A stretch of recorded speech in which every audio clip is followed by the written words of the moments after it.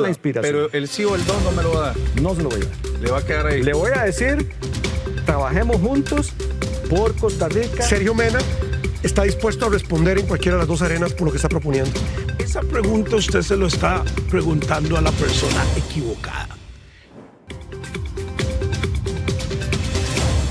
Hola, ¿qué tal? Bienvenidos a nuestro programa Punto de Encuentro. Estamos muy contentos de recibirlo nuevamente por acá. Sabemos que este programa le va a ayudar a usted a tomar la decisión más importante quizá que tengamos en las próximas semanas como país, que es elegir quién gobernará este país. No es sencillo, no es sencillo. Estamos en una situación bastante compleja, no solamente como país, sino también como naciones en el mundo que están enfrentando una crisis. Y hablando de esto, en esta parte donde estamos dando a ustedes razones para que puedan evaluar las propuestas de los candidatos, uno de los temas que queremos hablarles es el de las finanzas públicas. Hoy nuestras finanzas están siendo financiadas con dinero prestado. ¿Eso qué significa? Que lo que estamos nosotros consumiendo hoy en gasto corriente, equivalente a una casa, el agua, la luz, la comida, lo estamos financiando con los ingresos que van a pagar las otras y las otras y las otras generaciones. Entonces, aunque no creamos que esto es un problema directo a nosotros, cuando vamos a elegir y cuando damos el voto, estamos eligiendo una propuesta programática sobre este tema también. Entonces, ¿qué es lo que va a pasar?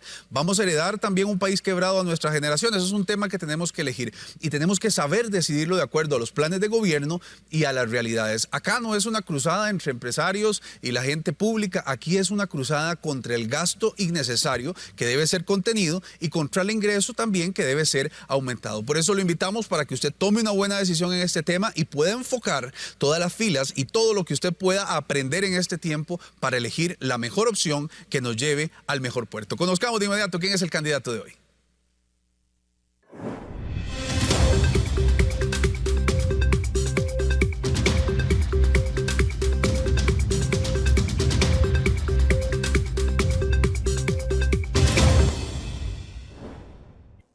Ya vimos quién es, le damos la más cordial bienvenida al doctor Cristian Rivera, que nos acompaña del partido Alianza Demócrata Cristiana. Qué placer saludarlo, doctor. Tome asiento, está usted en su casa y qué bonito poder conversar con usted sobre lo que viene. ¿Por qué candidato? ¿Usted está cómodo? ¿Está en su día a día, en su trabajo como cirujano y de repente se le mete el gusanillo de la política? ¿Qué fue lo que pasó, Cristian? Bienvenido.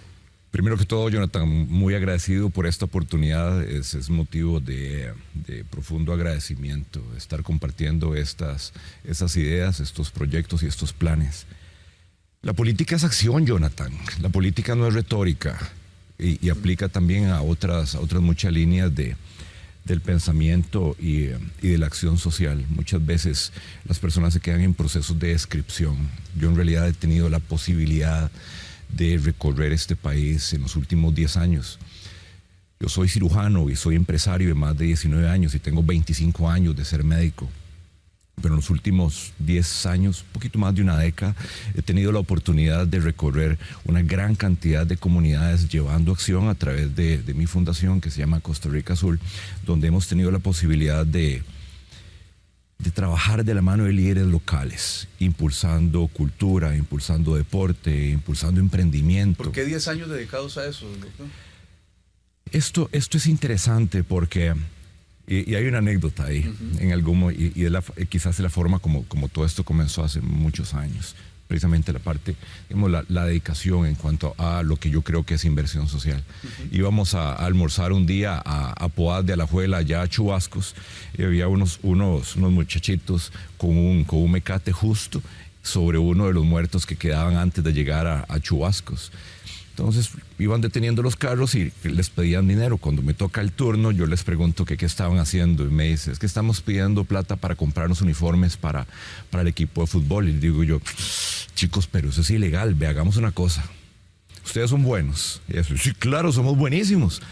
Y digo yo, hagamos una cosa. Aquí está mi tarjeta. Y ¿quién es el goleador? Y me dice, aquel que está allá. Le digo, venga. Bueno, si ustedes son tan buenos, yo les ayudo. Aquí está mi tarjeta. Llame a mi secretaria el lunes y yo les ayudo con los uniformes deportivos, pero no vuelvan a bloquear el paso.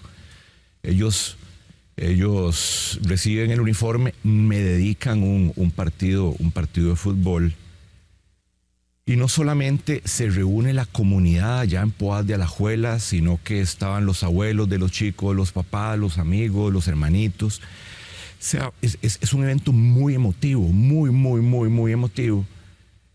Y cuando usted ve una comunidad en torno a algo que ellos consideran un logro por ellos mismos, eso es transformado, eso fue... Y eso fue lo que empezó a mover a Costa Rica Azul. Eso comienza a mover el impacto en Costa Rica Azul con respecto a la parte deportiva, porque ya veníamos trabajando el concepto de que esa publicación que había realizado National Geographic, esta prestigiosa revista norteamericana, que describía que había 5 zonas azules en el mundo y que la más grande está en Costa Rica, que es donde existe la mayor posibilidad de superar los 100 años de vida de forma activa y productiva, y de ahí es donde viene el concepto de si tenemos esta calidad de vida en una zona, que es Nicoya, una zona azul, ¿por qué no pensar en que ese bienestar, esa calidad de vida llegara a todo el país? Entonces ahí ya se había trabajado el concepto de Costa Rica Azul, pero con esta historia, estos chicos, lo que se comienza a aclarar muchísimo es el impacto de la actividad deportiva como una válvula de descompresión social, como un núcleo de cohesión, como una herramienta poderosa para lograr que esa convivencia genere además una experiencia positiva. Y eso comenzó con los chicos de Poás, pero eso se extendió por todo el país. Y el común denominador de esto, Jonathan, es que hay una gran cantidad el liderazgo de ese día fue ese chico que tomó esa decisión. Pequeñito y todo, pero lo logró. Pero ese liderazgo lo encontraste en una gran cantidad de comunidades, si no, en todas. ¿Has visitado más comunidades? Yo he visto, Cristian, que han llegado a zonas donde incluso la ayuda y la asistencia social es, por así decirlo, nula. ¿Cómo ha sido ese proceso? Sí, otro punto que a mí me marca es cuando el profesor Sanli de Economía de la Universidad Nacional, junto con Leonardo Gamboa, quien en ese entonces era el ejecutivo que nos ayudaba a nosotros en la clínica, nos invita a visitar la comunidad de Amuri en Talamanca. Y ahí hago un clic con la familia Layan, en especial con Dani. Y también eso es otro punto transformador, porque ellos viven de una manera profunda su relación con la naturaleza, su relación con la comunidad. Es un sistema matriarcal que es maravilloso, pero además de eso con una cosmovisión, con un agradecimiento, con una sensación de trabajo conjunto, con valores y principios impresionantes. Y quedo enamorado de todo lo que representa Talamanca. Y son casi poco más de 8, casi 10 años de trabajo con ellos, y el trabajo es promoviéndolo como destino cultural, promoviéndolo como destino gastronómico, apoyándolos con lo que tiene que ver con el proceso de desarrollo de producto turístico, contactando con diferentes compradores, por así decirlo, de sus diferentes productos, sea cacao, sea la parte de banano, sea la parte de plátano. Pero mucho más allá de eso es reconociendo la pluralidad que existe en nuestro país, las riquezas ocultas, y totalmente de acuerdo. Existe una ausencia subtotal de el impacto de las políticas de gobierno. Ni siquiera voy a decir como ayuda social, porque yo no creo en la ayuda social, yo creo en la inversión social. Y esto lo que deja ver es que hay una gran cantidad de elementos que generan no solamente impacto positivo en la calidad de vida de las personas, sino que de cara a la Costa Rica, en la cual yo creo y estoy comprometido en construir, nosotros no podemos seguir dejando allí latentes oportunidades que nos generarían bienestar. No solamente a nosotros, así de lejos, aquí como estamos en San José, en relación con Talamanca, no, permea aquí. Sí. Y el cuestionamiento que yo le he planteado al sistema, y lo planteaba en el debate que hubo en Canatur, es cómo puede ser posible que Panamá, desde que usted se monta en el avión, se sube al avión de Copa y está viendo las pantallitas, sale la comunidad Nove como un destino turístico, y usted lo está viendo en la pantallita del avión. Y aquí usted nunca ha visto en ningún proceso de promoción país, ni siquiera que se mencione absolutamente nada de las comunidades indígenas. Fue junto con José Cañas y nosotros, en ese entonces con Costa Rica Azul, quienes pusimos por primera vez a las comunidades indígenas en la canción de ¿Sabes de dónde vengo yo? Cristian, y todo esto que usted habla de Costa Rica Azul, y por eso quise empezar hablando con esto, ¿lo está financiando usted? Sí, correcto. Es decir, esto no, la organización es usted y la gente que ha creído con usted, pero el recurso viene de usted. ¿Por qué? Cuando uno tiene la historia de vida que tengo yo, viniendo donde uno viene, yo crecí en Hatillo, y con una madre que me demostró el valor de la solidaridad y del dar. con una profunda convicción de que las manos que dan nunca están vacías. Eso es, no es que haya sido una labor en términos de dejar abandonado eso, dejar que pasara, no, al contrario. Había una conciencia total de que a partir del momento en el que vos apoyás, das, servís, das soporte, siempre las cosas, o el camino o la ruta, no es que fuera más fácil, es que tenías la certeza de que se iba a llegar a buen puerto. Pero además, y aquí es donde uno comprende que en el proceso de que nosotros como civilización o como especie o como personas o como humanos hayamos llegado hasta aquí, no necesariamente es porque el mérito es completamente tuyo, Jonathan. No, es producto de una construcción social, del aporte de los demás, del apoyo de los demás, de los impuestos de los demás, de la ayuda, de las oraciones de los demás. O sea, no llegamos aquí solos. Y si nosotros nos enquistamos en una aldea, aislados, creyendo que por mérito, por logro, por inteligencia, capacidad o por trabajo, ¿de acuerdo?, sos merecedor de lo que vos crees que sos, estás equivocado.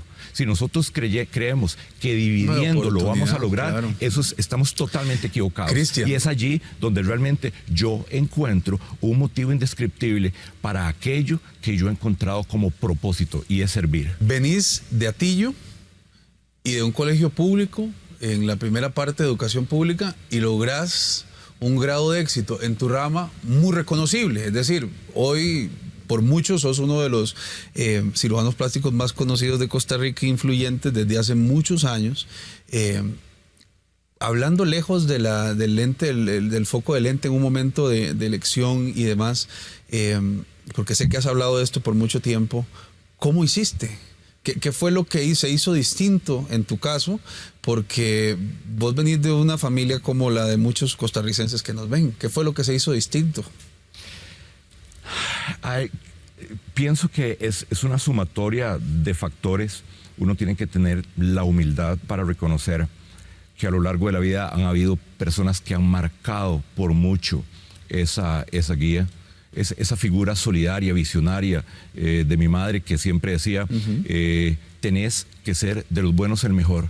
Si vas a ser doctor, tenés que ser doctor de doctores. Y tenés que reconocer que independientemente de donde vengas, la educación es tu herramienta para lograr salir adelante. Pero también estuvo mi tío Eugenio Calderón, que es el jefe de perinatología del San Juan de Dios, que me dijo, tenés que estudiar medicina, porque yo andaba por la parte de ingeniería química, y me apoyó para que yo iniciara en medicina. Por allí apareció Federico Macaya también, el doctor Federico Macaya, el cirujano plástico, que hizo que yo observara esa especialidad con la fascinación de todo lo que eso implica, principalmente por el impacto que tiene la parte reconstructiva en la vida de las personas. Kenneth Loaiziga Vega, el ginecólogo.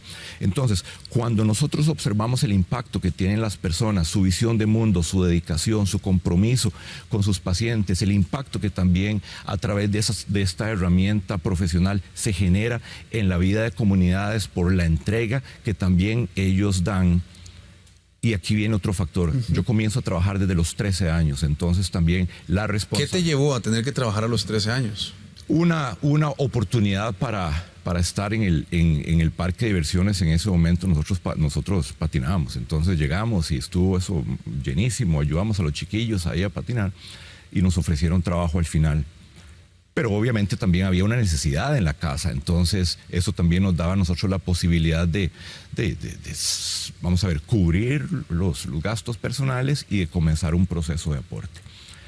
Y mucho más allá de esa inmediatez económica, y creo que aquí es importante de cara a la Costa Rica que queremos, es el sentido de responsabilidad, es la dedicación, es la sensación de jerarquía, el elemento de logro, el concepto de que por una acción también se tiene una retribución en un cerebro muy joven, porque estamos hablando de prácticamente un niño de 13 años, que en aquel entonces era posible porque estaban los permisos del patronato.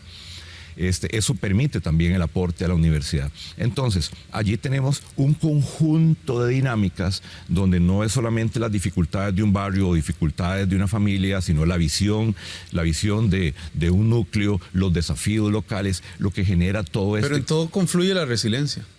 Es decir, en todo lo que estás hablando ahorita de tu vida hay un elemento de, a pesar de las circunstancias, levantarse. No, yo soy un positivo recalcitrante. O sea, no hay forma alguna de que yo vea en absolutamente nada de lo que suceda, nada negativo. Voy a ver siempre una lección y en cada crisis, y por eso estoy aquí, veo una ruta y un camino cada vez más claro para alcanzar aquello en lo cual yo creo, en lo cual me he comprometido y que nunca he dejado ningún proyecto ni ningún proceso, ¿de acuerdo?, de lado, porque creo que no es posible de ser llevado a puerto.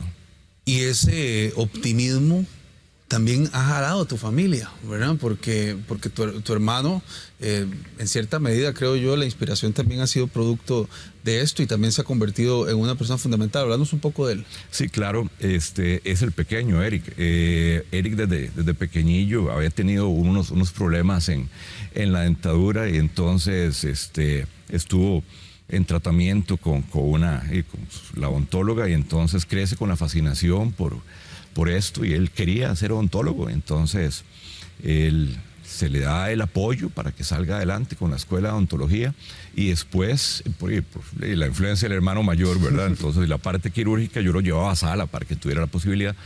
Él quería hacer cirugía maxilofacial, quizás ahí influenciamos un poquito. Sí. Y él estudia en Colombia, hace cirugía maxilofacial y sí, se convierte en un excelente cirujano maxilofacial. Es decir, la influencia ha ido permeando todo. Contanos un poco de tus hijos también. Sí, yo tengo dos pequeños. Valeria tiene 21 años, es estudiante universitaria. Gabriel tiene 14, todavía está en el cole.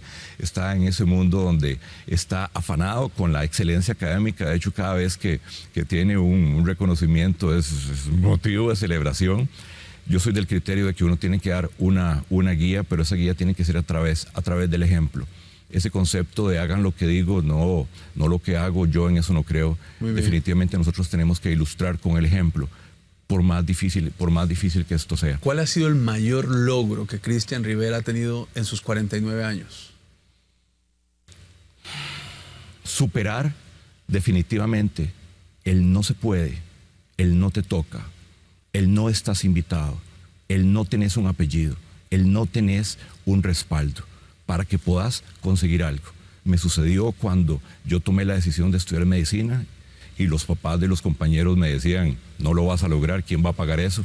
Sucedió cuando tomé la decisión de hacer cirugía reconstructiva y me dijeron, ¿quién lo va a padrinar en el Sendeis?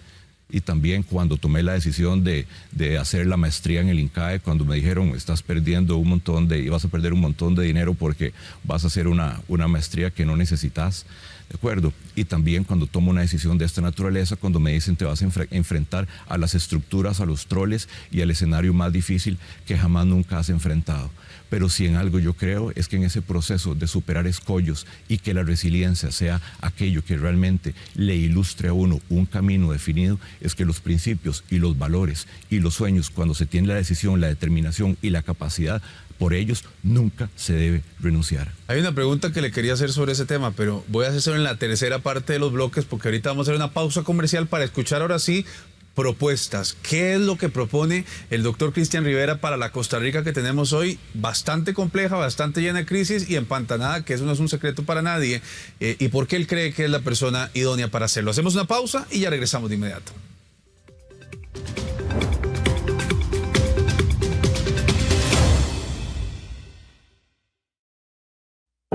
Gota a gota, gota a gota. Qué impacto tan sutil y al mismo tiempo poderoso. Gota a gota se construyen los ríos, se suavizan las piedras y la tierra paga su sed. El impacto constante de una gota tras otra abre el surco, alimenta la tierra y hace florecer la vida. El impacto que parece frágil, pero es tenaz. Una gota impacta, pero no golpea, y genera una onda expansiva. Gota a gota, gota a gota. Qué impacto tan sutil y al mismo tiempo poderoso. Una gota refrescante en un desierto de desinformación, que denuncia lo incorrecto sin dejar de amar a quien se equivoca. Que contiende ardientemente, pero sin alzar la voz. Una gota tras otra de conocimiento y pensamiento crítico. Una gota tras otra de análisis sobre economía, política, salud, educación y seguridad. Una gota de deporte, cultura, tecnología y sano entretenimiento. Una gota tras otra que refresca nuestras almas y reaviva nuestra relación con Dios, que nos enfrenta a nosotros mismos y nuestra espiritualidad. Una gota de vida que defiende la vida y que pone a nuestras familias en un cauce de verdaderos valores. Una gota de cordura en la información, opinión y reflexión. Una gota que con libertad lo cuestionará todo y defenderá el derecho de hacerlo. Una gota disruptiva y valiente, dándole voz a quienes cada vez más son censurados. Una gota parece ser insignificante, pero la nuestra dejará un legado de impacto. Esta es la nueva y refrescante forma de hacer televisión. Esto es Impact Channel.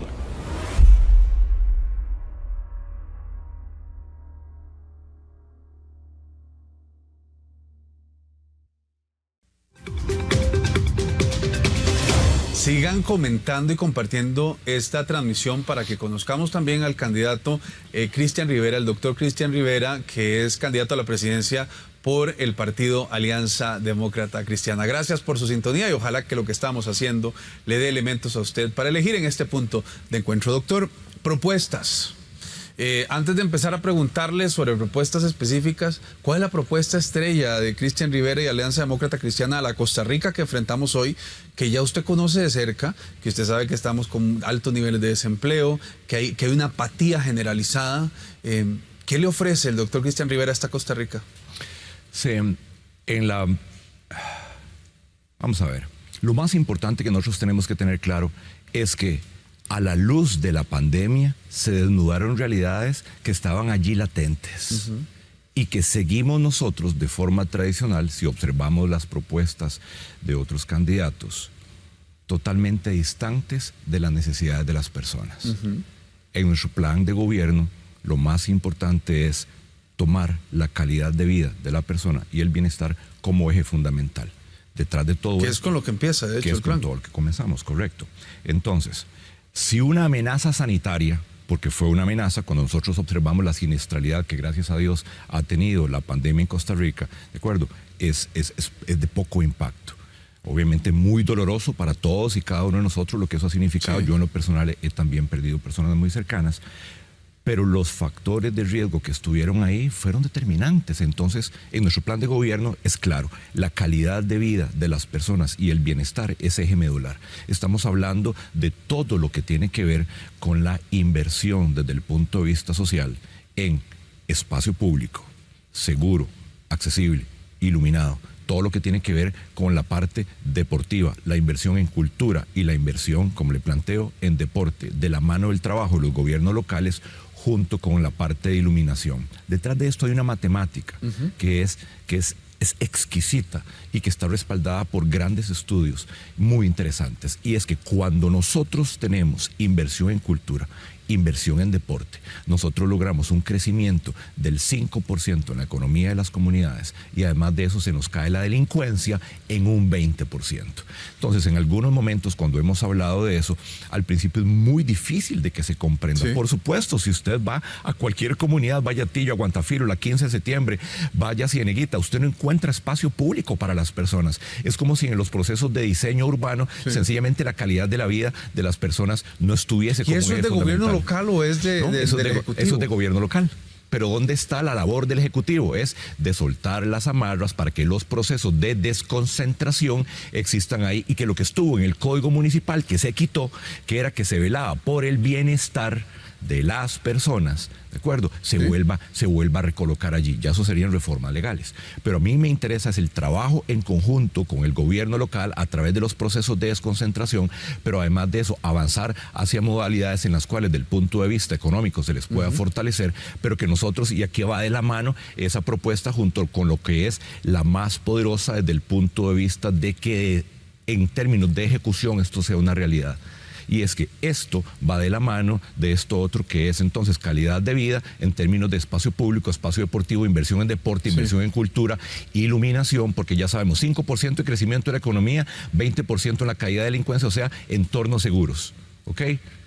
Y esto va de la mano de gobierno digital y abierto. ¿Por qué razón? Porque entonces aquí nosotros tenemos no solamente la trazabilidad, no solamente la capacidad para evaluación, no solamente la posibilidad de generar un seguimiento en la gestión, sino medir la satisfacción del usuario final o del ciudadano o de la persona en un escenario fabuloso que también son números. Si nosotros logramos, y esto son palabras de Gerardo Corrales y basados en su revisión, es que, y es específico para Costa Rica, los números que se han estimado es que si nosotros logramos eficiencia en el proceso de gestión del Estado, nosotros podríamos optimizar hasta en un 4.7%. Y cuando hablamos de optimización, ¿qué es, Cristian? Significa que haya una medición en términos de eficiencia. Si usted tiene trazabilidad, si usted tiene un gobierno digital, abierto, en tiempo real, que se nutre con los datos de absolutamente todo lo que está generándose en las diferentes instancias y de forma escalonada, porque todo no va a ser posible al principio, pero arrancamos con aquello que realmente nos interese, que genere impacto inmediato en la calidad de vida de las personas. Y esa revisión va a ser innecesariamente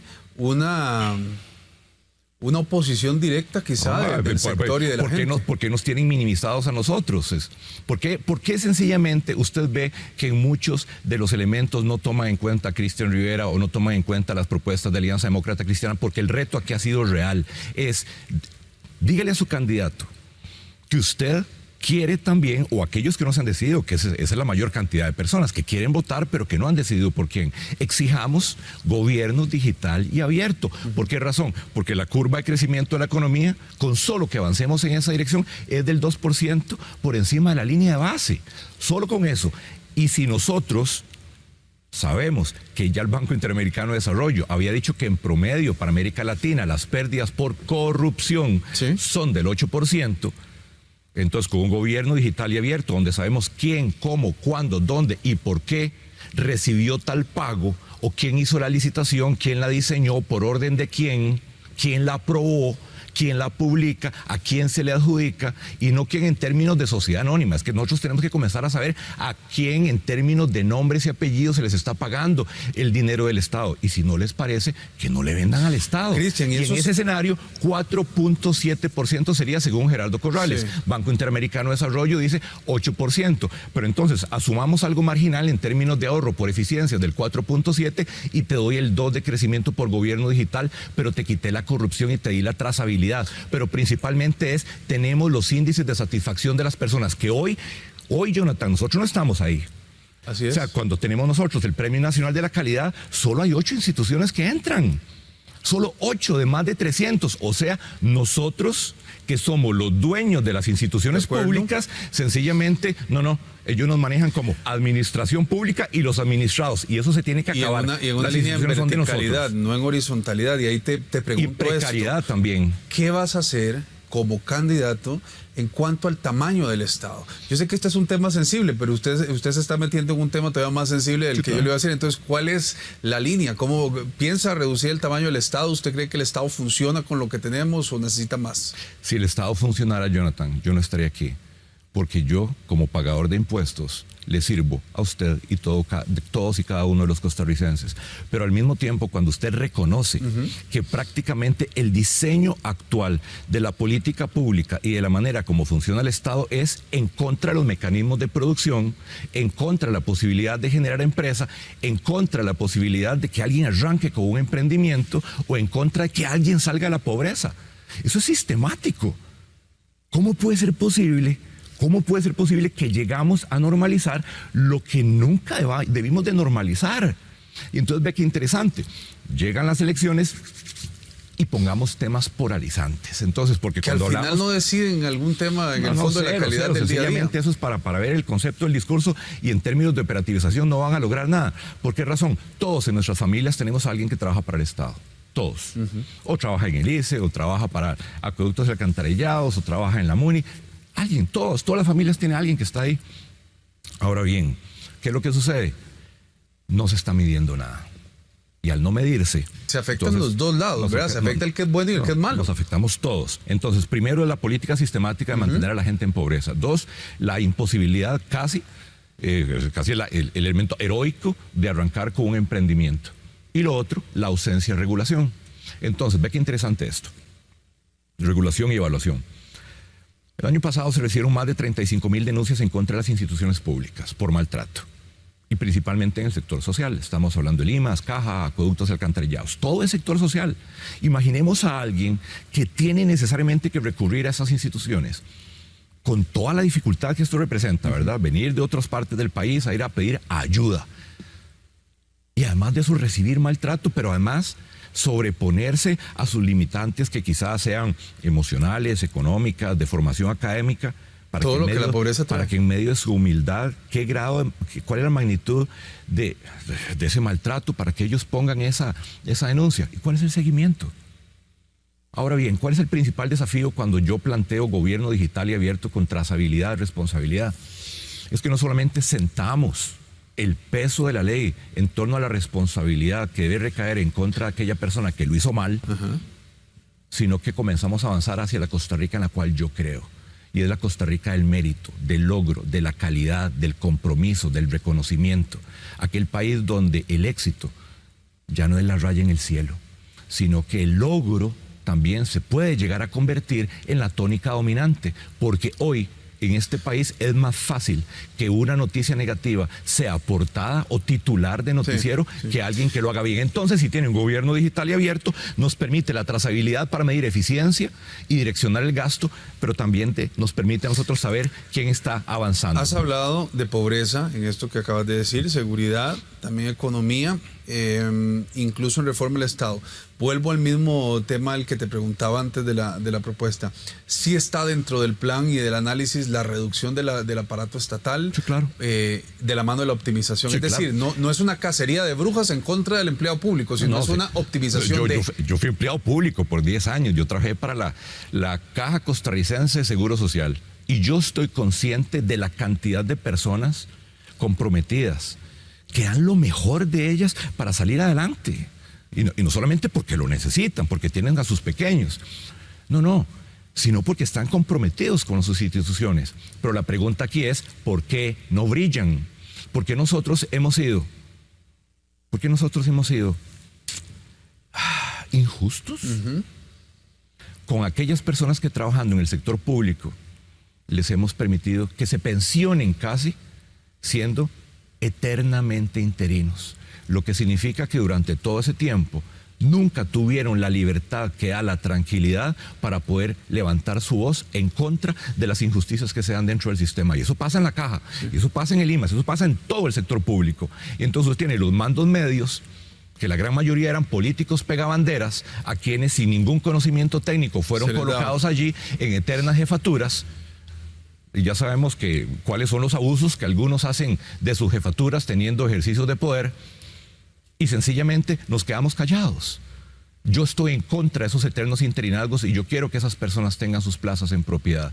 Y aquí no es un asunto de que va a haber una distorsión económica, para nada. Si ya les estás pagando, lo que quitas vos es la presión afectiva que tienen estas personas con respecto a que eventualmente pierdan el nombramiento, sencillamente porque un jefe, cuando se da cuenta que esta persona está brillando, le pone el pie encima. Eso con un gobierno digital y abierto, sencillamente desaparece. Si aquellas instituciones que tienen que ver con algunos elementos que a nosotros nos interesa, que tienen que ver con el desarrollo de la periferia, nosotros comenzamos por fusionarlas, entonces manejamos presupuestos únicos, pero además de eso tenemos una trazabilidad en la ejecución de obra. Y a mí me interesa allí todo lo que tiene que ver con el fortalecimiento de los gobiernos locales, porque es allí donde tu calidad de vida, mi calidad de vida y su calidad de vida cambia.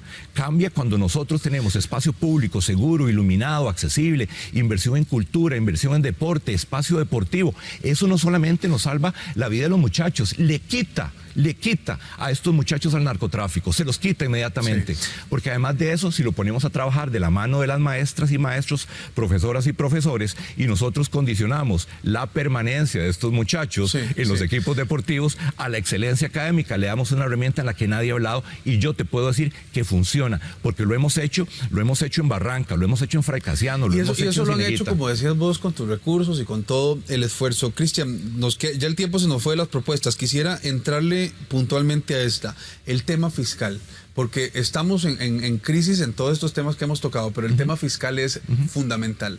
¿Qué propone Cristian Rivera en el tema fiscal puntualmente? IVA, renta, impuestos a zonas francas. ¿Qué va a pasar? Esto es mucho más interesante todavía. Producción. Abramos los portillos, quitemos los nudos, levemos las anclas. Dele la oportunidad al millón de personas que se encuentran en economía informal a que puedan ingresar a la economía formal, una economía formal digital donde puedan pagar y recibir dinero desde el punto de vista de su datáfono, un datáfono digital que nos permita la retención en fuente, donde usted pague un porcentaje para Hacienda, un porcentaje para la caja y fondos revolutivos del futuro de Banca para Desarrollo, no la farsa que tenemos hoy ahí nosotros con el actual Consejo Rector. Ingreso de 1 millón en 5 años de personas al sistema formal. Además de eso, estímulo del sector turismo. El sector turismo puede llegar a producir el 10% del Producto Interno Bruto de este país. Lo que necesita nada más es apoyo. Es inmoral que nosotros tengamos plata en el sistema de Banca para Desarrollo y a ellos les hayamos cerrado fronteras y que entren en temporada cero durante casi un año. Denles recursos para que tengan capital de trabajo, pero además de eso, estacionamos su IVA en el 4 para que no nos suba al 8, ¿de acuerdo? Y lo tengamos nosotros ahí, para que ellos puedan tener más flujo de dinero. Pero además de eso, apostemos al turismo deportivo. Ahí hay más de $1.500 millones potenciales. Turismo de retiro para que después tengamos nosotros Costa Rica como país de retiro, que ya el mundo nos ve de esa forma de acuerdo a publicaciones mundiales y son $5.000 millones potenciales por año. Son las cosas las que no le estamos invirtiendo en este momento. Nadie. ¿Por qué razón? Porque no lo ven. De nuevo, la pregunta correcta es ¿por qué conviene tener a la gente en pobreza? Y la respuesta es las elecciones cada 4 años, porque tenés a un candidato queriendo regalar bonos de vivienda y sacándose fotografías con personas en precariedad. ¿Qué tal si nosotros también vemos a la población con discapacidad, con el potencial que tiene a través de la ley 7600 para que nosotros sigamos trabajando en turismo accesible? Y tampoco eso es una idea mía, es un trabajo que hemos hecho nosotros por 10 años, pero hoy una revista de turismo internacional escogió a Costa Rica como destino número 1 para turismo accesible y ahí tenés $1.200 millones de acuerdo a los estudios que Alexander Reyes, un líder en la población con discapacidad, ha diseñado en un escenario muy conservador, donde menos del 5% de las personas con discapacidad vinieran a este país. Cristian, el tiempo nos ganó, pero sé y quisiera dejar latente aquí cosas que usted ha dicho, que en el tiempo como periodista las he escuchado y las quisiera dejar latentes. Habla usted de aumentar el segundo o el tercer turno en la caja. Habla usted del gran hub donde pudiéramos tener a mucha gente en el tema de medicina. Y son temas que son suyos y son temas que usted ha abanderado. Pero vamos a hacer una pausa comercial si gusta y regresamos para seguir hablando de otros temas que también es importante que conozcamos, no solamente las propuestas. Ya regresamos.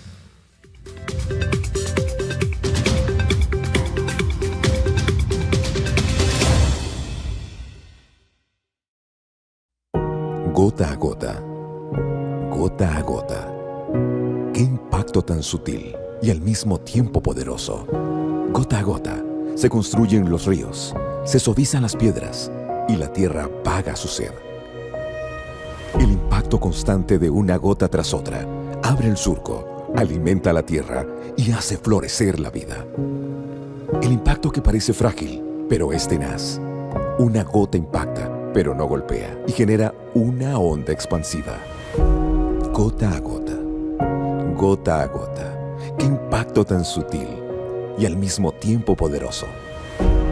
Una gota refrescante en un desierto de desinformación, que denuncia lo incorrecto sin dejar de amar a quien se equivoca. Que contiende ardientemente, pero sin alzar la voz. Una gota tras otra de conocimiento y pensamiento crítico. Una gota tras otra de análisis sobre economía, política, salud, educación y seguridad. Una gota de deporte, cultura, tecnología y sano entretenimiento. Una gota tras otra que refresca nuestras almas y reaviva nuestra relación con Dios, que nos enfrenta a nosotros mismos y nuestra espiritualidad. Una gota de vida que defiende la vida y que pone a nuestras familias en un cauce de verdaderos valores. Una gota de cordura en la información, opinión y reflexión. Una gota que con libertad lo cuestionará todo y defenderá el derecho de hacerlo. Una gota disruptiva y valiente, dándole voz a quienes cada vez más son censurados. Una gota parece ser insignificante, pero la nuestra dejará un legado de impacto. Esta es la nueva y refrescante forma de hacer televisión. Esto es Impact Channel.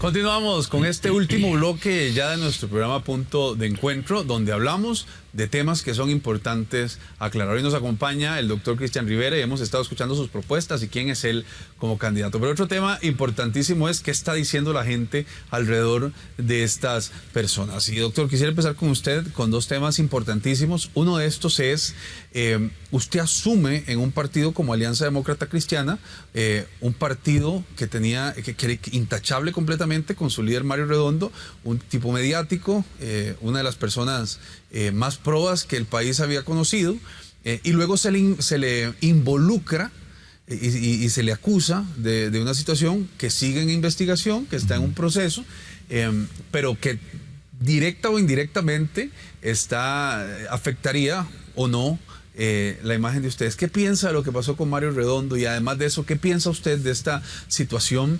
Sin hablando al margen, o sea, no nos vamos a referir del tema de Mario Redondo porque es un tema que está evidentemente en investigación, pero ¿cómo tomó eso el partido? Sí, es un evento desafortunado y es precisamente allí donde yo tengo una convicción aún mayor en que nuestra propuesta sólida de lograr un Estado digital, abierto, transparente, es más que nunca necesario. Pero Mario era el líder del partido, ¿eso tuvo que haber golpeado en algún punto, doctor? Sí, claro, por supuesto, o sea, y eso es innegable. Sin embargo, desde un punto de vista del liderazgo, yo le hago la solicitud para que se parte de manera total, no solamente por lo que representa la sincronía y la coherencia entre lo que digo y lo que hago, sino porque también es importante que él haga valer su derecho de una legítima defensa, y eso es fundamental. En un Estado de Derecho, todo el aparato judicial va a tener de forma justa, oportuna, hacer la evaluación de todos los procesos y que no haya ningún vínculo con el proceso de campaña ni con el partido. Eso es fundamental y eso se hizo de forma inmediata. Y hablando del fondo, yo sé que es un tema judicial y entendería si no quisiera, pero del fondo, ¿cómo analiza el doctor Rivera esto? Porque no voy a tomar posición de defensor de nadie, pero tampoco voy a tomar la guillotina para partir la cabeza a nadie. Pero cuando uno ve lo que la prensa ha dicho de lo que ha pasado, hay mucha suposición alrededor, hay muchas cosas que alrededor de esto de don Mario. Yo no sé qué piensa usted alrededor de este tema o cuál es su posición personal. Vamos a ver, cuando uno dice que va a pensar es generar una observación o una apreciación subjetiva, la cual aquí no cabe. Y en esto hay que ser diligente. Sucedió algo, hay un elemento de cuestionamiento y entonces se tiene que alejar de la campaña, se tiene que alejar del partido. O sea, eso es una decisión tomada. De hecho, eso estuvo en titulares a las 24 horas de que esto sucedió. Y eso es mi posición. Lo que resulta doloroso es que nosotros como costarricenses tengamos que enfrentarnos a un evento de esta naturaleza. Unos se van 10 años para Suiza, otros tienen que separarlos. Y entonces somos reactivos. Y eso es porque no hay procesos de control reales que nos permitan a nosotros poder ir analizando qué es lo que pasa con los fondos públicos y los elementos de gestión. Y te lo voy a presentar con Panamá, que a mí me interesa muchísimo, porque lo que estamos hablando aquí es obra pública y beneficios en paralelo que nunca deben de existir. Pero ¿qué es lo que sucede? Si no hay una trazabilidad, si no tenemos una transparencia, si no tenemos un sistema que nos permita a nosotros, entonces sigue siendo reactivo. Entonces sucede un escándalo y lo primero que hacen es ir a ponerle cámara a los diputados. Y entonces todo el mundo se escandaliza, que qué terrible, cuando en realidad son elementos que muchas veces fueron vox populi, pero nunca nadie hizo nada por años. Entonces, lo que nosotros tenemos en este momento, y esa alcaldía de Cartago es una que está en investigación, pero los alcaldes del partido Verde y Blanco, que es el que ponen ahorita de teórico cabecero, de teórica ventaja o liderazgo en las encuestas, de acuerdo, o sea, prácticamente son todas.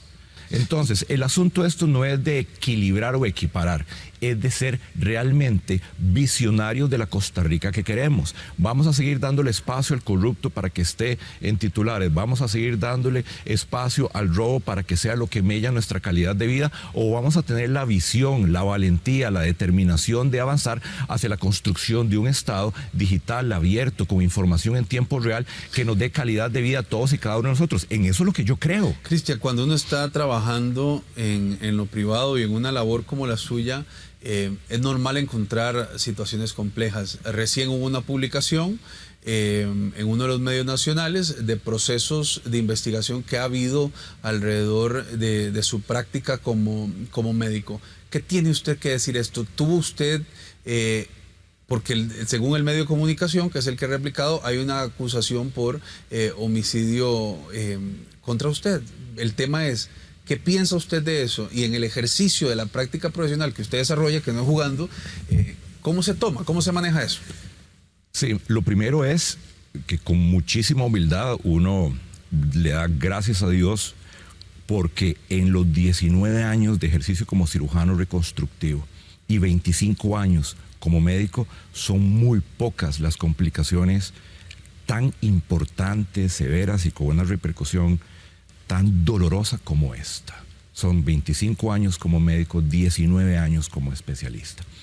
Cuando uno toma una decisión, Jonathan, de dar un paso al frente de manera valiente para exponer al escrutinio de forma total de mi vida pública, de mi vida privada, de mi historia, de mi hoja de vida, esto iba a suceder. De hecho, con quien yo lo converso de una manera profunda es con mi hija. Y yo le digo, Machita, entonces le digo, Machita, vamos a hacer, estoy pensando esto, tenemos este gran desafío, podemos aportar esto. Y yo le dije, amor, pero va a suceder esto. ¿Por qué? Porque sencillamente eso es algo que estuvo allí como una complicación muy dolorosa en el 2014. En el 2014, y que ya está prácticamente para cerrarse, porque ya fue solicitado un proceso de cierre de esto. Pero esto va mucho más allá, Jonathan. ¿Por qué razón? Porque cuando hay una complicación médica, por más que haya sido llevado a cabo en el ámbito de la idoneidad, de los cuidados, como lo hemos hecho por casi 2 décadas, esa complicación de oficio, en caso de que sea una complicación como la que se plantea, cae dentro de una figura que no existe en Costa Rica, porque en Costa Rica no existe la malpraxis, no existe. En el Código Penal existe esa figura que usted planteaba. Entonces, ningún médico nunca va a llevar a un paciente a sala de operaciones para producir daño, pero en un respeto total en términos de lo que puede suceder, y después de cada cirugía, Dios tiene la última palabra. Así sucede. Entonces, uno tiene la responsabilidad de hacerle frente, de responder a las indagatorias y de estar con toda la tranquilidad que uno ha tenido siempre a lo largo de casi 2 décadas. No había dolo, Cristian, en lo que está diciendo. Es decir, porque lo acaba usted de explicar, es impensable que alguien lleve a otro a hacer un procedimiento sabiendo que algo así va a pasar. Estamos hablando que entonces estos procesos son procesos ordinarios de análisis. Exactamente, y no solo eso, sino que la forma como se redacta la noticia por parte de ese medio, ahí se denota mala intención. ¿Se sintió feo? No, la forma de la redacción. Por eso, se sintió feo como lector. La forma de la redacción, y además como otros después lo replicaron. Entonces, cuando nosotros hacemos una explicación, lo que decimos es, en este momento, hijos, amigos, conocidos o familiares, o incluso nosotros vamos a necesitar una cirugía. Claro. Y si llegamos en las mejores condiciones y el equipo es lo ideal y son especialistas, las posibilidades de que todo vaya de forma normal van a ser muy altas.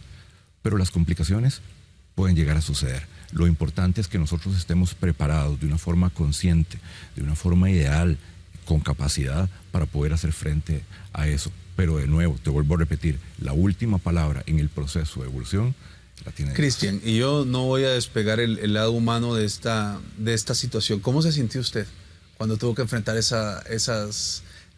fallecimiento de algunos pacientes? No, solo un paciente. De un paciente. Solo una paciente. es el momento, es el momento de los más duros que yo he enfrentado. Es esa sensación de impotencia, un frío que invade tu cuerpo, una tristeza profunda, que al día de hoy sigue y está resonando allí. Porque entonces te das cuenta de que por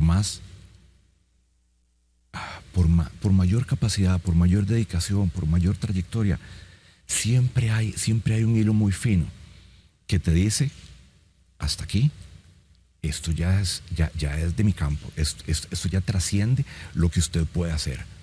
Y entonces es una mezcla profunda de tristeza, de dolor, de impotencia, pero por encima de todo, que es el momento donde uno baja la cabeza y reconoce con humildad que hay un punto después del cual, o una línea después de la cual, ya nosotros no podemos hacer nada.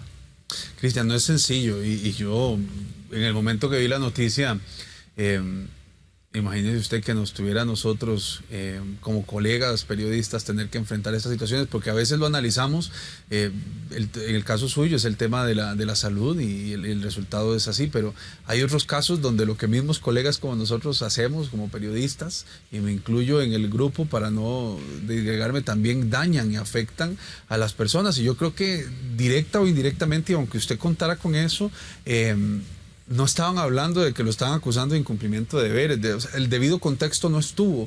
¿Cómo se sintió usted también con la publicación de la noticia y el tratamiento que recibió? Uno de los desafíos más grandes que tenemos nosotros enfrente es de generar contrapesos en nuestra vida. Y eso es uno de mis aportes en esta campaña. Tenemos grandes desafíos, tenemos grandes problemas, estamos sumergidos en una crisis. Y no vamos a tapar el sol con un dedo. Pero ¿cómo, Jonathan, le vas a decir a una madre que hoy está recibiendo a su hijo en brazos porque acaba de dar a luz que no hay esperanza? ¿O cómo le vas a decir a una pareja de personas adultas mayores a quien uno de ellos acaba de recibir una llamada del oncólogo y le dice, estás curada, ya no tienes cáncer? ¿Cómo le decís a ellos que no hay esperanza? ¿Cómo haces? ¿O cómo una pareja que se ama está en un altar y dice, ambos dicen, sí acepto, ¿cómo les haces ver a ellos de que no hay esperanza? Cuando yo hablo de esto y por eso estoy aquí, porque yo creo una Costa Rica próspera, solidaria, pujante, que ya ponga los reflectores en el camino de desarrollo, que haga que las cosas sucedan. Que han sucedido muchos eventos en el pasado, sí, claro, esos son espejos retrovisores que nos dejaron profundas enseñanzas y con humildad se reconocen y seguimos adelante y sabemos que estamos dispuestos a darlo todo por el todo, pero tenemos que ver un camino de ilusión, de fe, de esperanza, de trabajo pragmático, de trabajo conjunto, de trabajo con líderes, inspiración para seguir viviendo una vida a plenitud y darnos cuenta que este país vale la pena.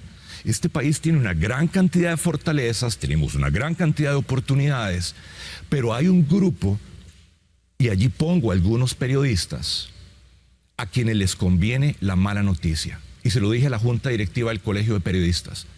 En nuestro cerebro hay una estructura chiquitita, que es muy antigua, que se llama la amígdala cerebral, y ahí es donde ocurre el miedo, la culpa, el juicio y el temor y el pánico. Esos son los titulares de prensa.